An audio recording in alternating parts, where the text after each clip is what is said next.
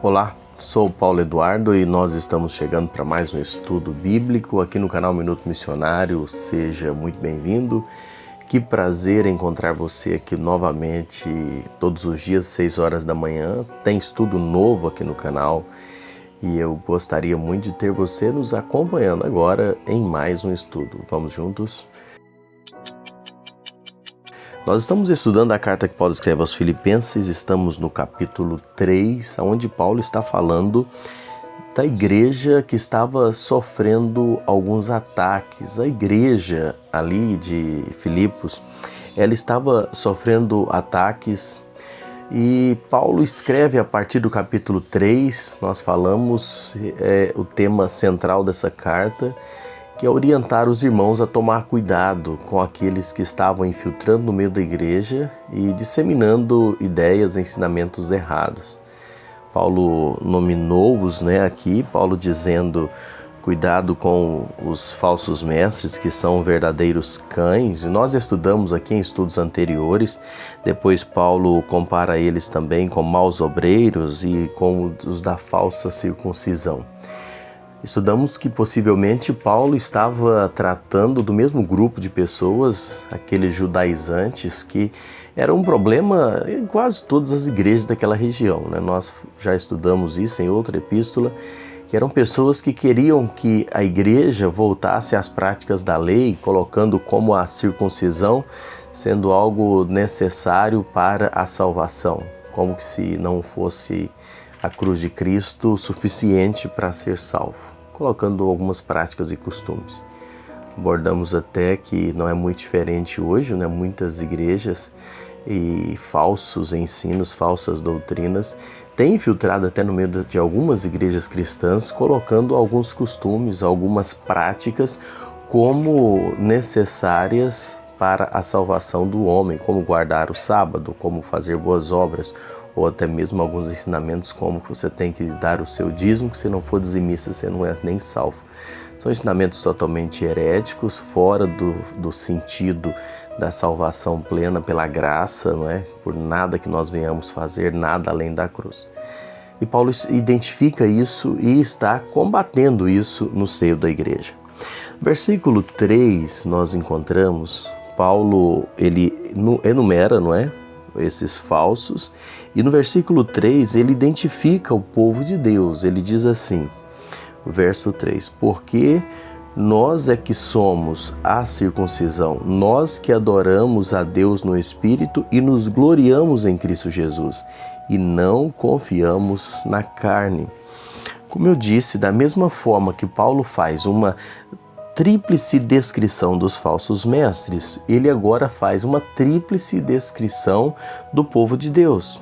Os falsos mestres, eles queriam tornar o cristianismo em mais uma seita judaica, E eles estavam ensinando, como eu disse, que a salvação dependia da circuncisão, anulando a suficiência do sacrifício de Cristo. Pregavam que a graça de Deus não era suficiente para a salvação, que o homem tinha que concorrer ou cooperar também nessa obra sendo circuncidados. O homem tinha que fazer alguma coisa para ser salvo. E esse pensamento ele era muito comum e ainda é. Muitas pessoas acham que tem que fazer alguma coisa para alcançar a salvação.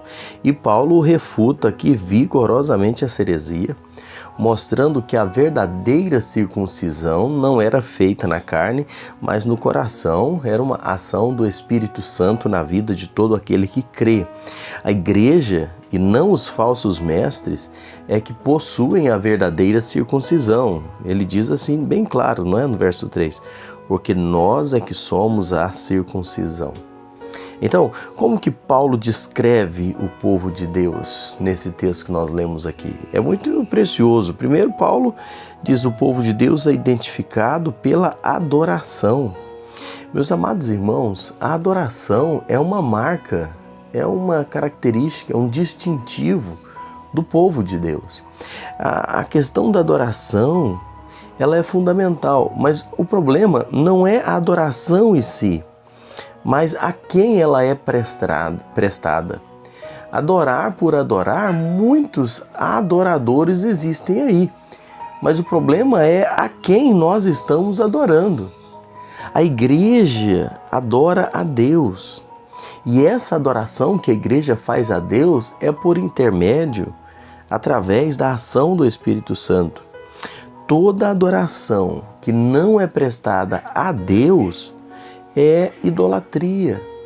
E toda adoração oferecida a Deus sem a ação do Espírito Santo não é aceitável para Ele. Então, esse é um assunto extremamente importante. Tem muitos adoradores por aí que estão adorando a muita coisa, adorando a sua religião, adorando pessoas, outros adoram dinheiro, outros adoram seus bens, outros adoram a si mesmo. Estão prestando adoração. Agora, existem aqueles que ainda se intitulam adoradores de Deus. Mas essa adoração a Deus tem se tornado em muitos espetáculo. Tem se tornado em muitos, ou na vida de muitos, um espetáculo qualquer, um ritual qualquer. A adoração aceitável ao Senhor, ela é feita através da ação do Espírito Santo que nos leva, nos motiva, nos conduz nessa adoração. E Paulo está dizendo aqui no verso 3 que adoramos a Deus no Espírito. A nossa adoração precisa ser feita no Espírito. Nós não estamos aqui para cumprir um ritual religioso na nossa adoração a Deus. Não é apenas um costume, não é para se exibir, não é para dar show. A adoração é feita a Deus através do Espírito. O Espírito Santo se movendo em nós. E é por isso que eu preciso estar cheio do Espírito, eu preciso estar em comunhão com Deus para prestar o meu culto de adoração. Então, muita coisa que nós vemos hoje, você sabe do que eu estou dizendo, muito movimento em que as pessoas dizem, nós somos adoradores. Mas aquela adoração, ela está um espetáculo. Aquela adoração está para dar show. Aquela adoração está para dar um close na câmera, para poder ir para as redes sociais. E uma adoração meramente formal. A Bíblia diz que a adoração que o Senhor recebe é aquela feita no Espírito. E Paulo deixa isso aqui. A palavra grega para adoração que Paulo usa aqui é a palavra latreia. E é um verbo que vem do verbo adorar, não é? Que tem uso exclusivamente religioso no Novo Testamento. Interessante observar que essa palavra, ela enfatiza que nós não podemos prestar ou separar o nosso culto que prestamos no templo à nossa vida cotidiana fora do templo. Essa palavra usada por Paulo, como eu disse, é uma palavra muito preciosa, porque ela fala de uma adoração integral. Então não é um ritual mecânico de adoração que você vai fazer em um determinado momento. E depois, fora daquele momento, você não adora mais. Não, é uma adoração completa, é o tempo todo. É você estar adorando não uma vez por semana lá no culto, mas é uma adoração que você vive ela constantemente no trabalho, em casa, na rua e na igreja também.